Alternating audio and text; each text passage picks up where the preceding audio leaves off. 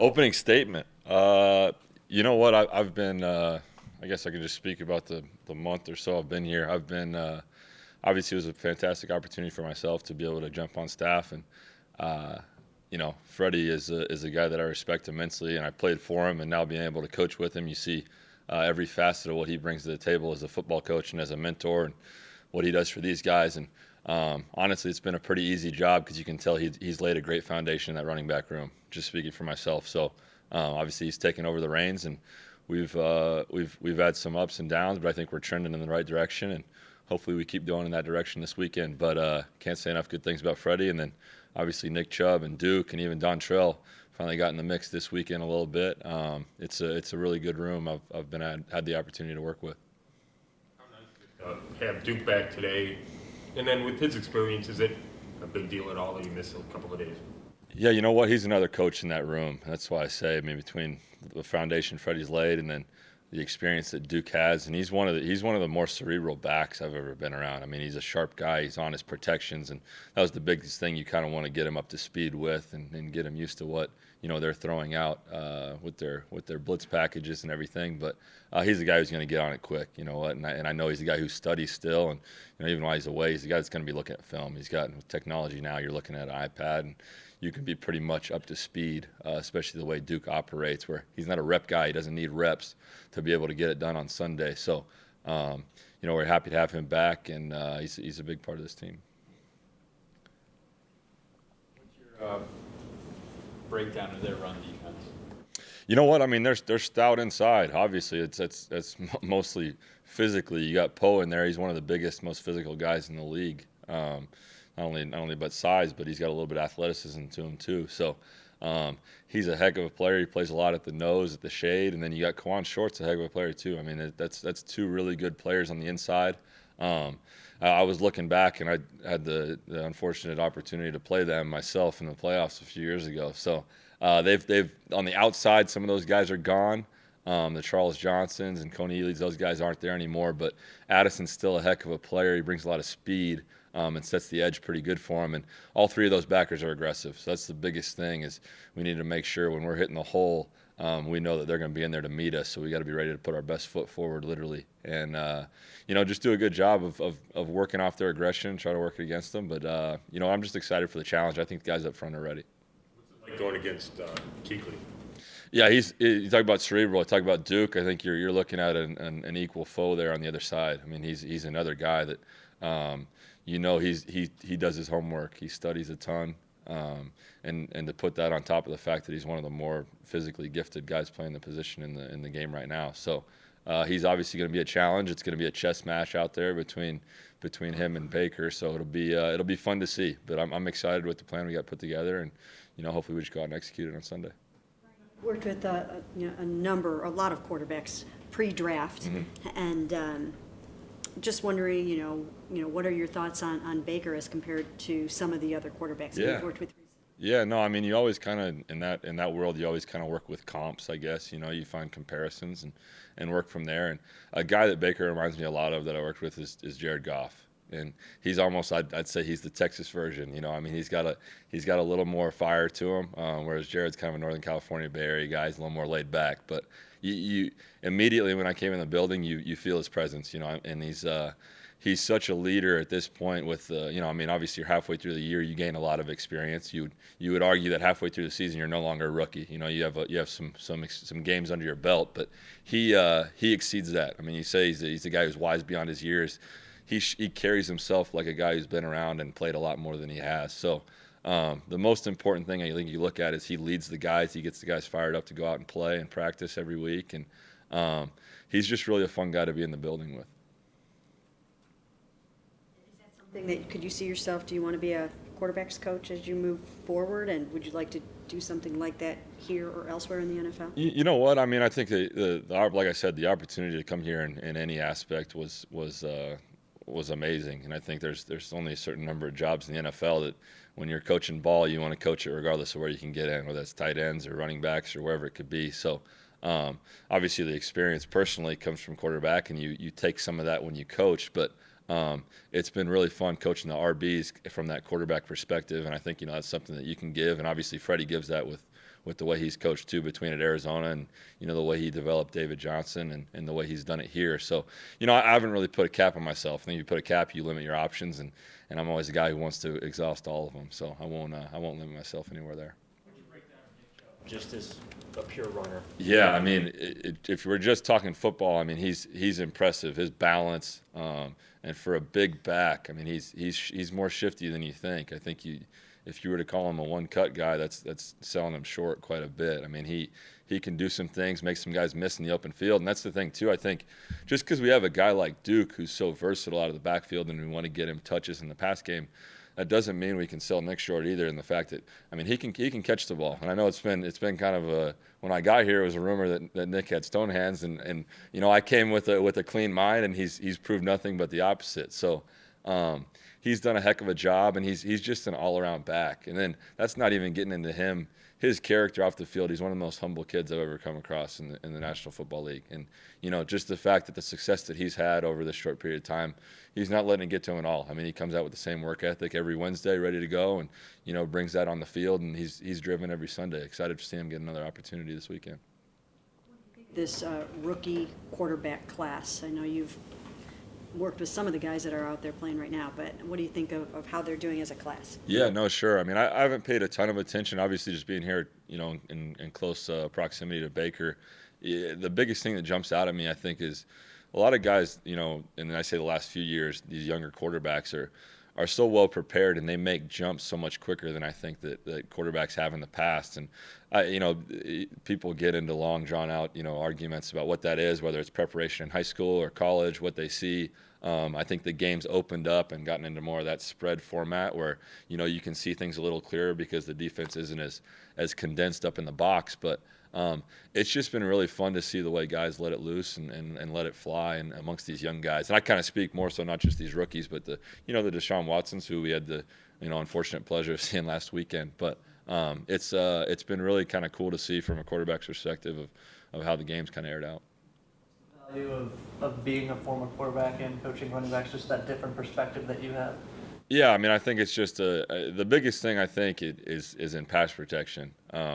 Because that's the thing for me. It's easy to understand. It's easy to translate because when you played, sometimes you deal with guys where you're directing traffic back there. If it's a new guy who doesn't necessarily understand some stuff, you kind of gotta be in his head and knowing what he's doing. So that's the biggest thing. I think the biggest carryover is in that part and in the pass game. But it's been really fun kind of work with them. And like I said, like Duke, I mean, Duke's a guy who's got a ton of knowledge too, and kind of picking his brain on different things and how you see it. Because I think at the end of the day, when you coach, you got to put guys in the best position for them to execute. So I can tell them something that I think they'll execute on, but it's got to be a give and take. It's got to be a feedback, because if I'm just out there dictating things, I don't think we're going to be as successful as if we collaborate and they're able to go out there and just be fluid in their actions and go out there and execute.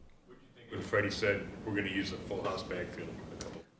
Yeah, I mean, as the running backs coach, you're teaching 3 times the information in one play, so you got to kind of get ready. But no, I think it's great because the biggest thing I think, Dontrell Hilliard's a guy who's obviously doesn't get as many touches or as many plays, but he's a great young back. I mean, he's a kid that is real sharp, and the best thing about Trell is he gets in there and he works, and I think he knows the things that he needs to work on. And he spends extra time on those, and I've just been really excited to see him develop and continue to get more touches. So as much as we can use that, and I know Freddie set that up pretty well in here a couple weeks back. So it was just exciting to see it kind of go through, and I'll take all the heat for that coming to a unfortunate end with the interception. It's you'd think a guy, although if you look at my stats, I guess you'd understand why I coach a running back that throws a pick on a halfback pass. But no, it's been really cool to see and kind of how they've embraced that, and even Orson's chomping at the bit to be included in that 3 running back set. But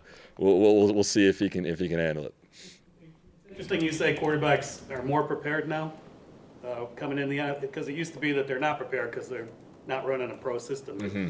Is the pro game changing more to college, or why do you think that is? Yeah, I mean, I think you've seen it. I think a lot of guys that were you're resistant to change. You go with what you know.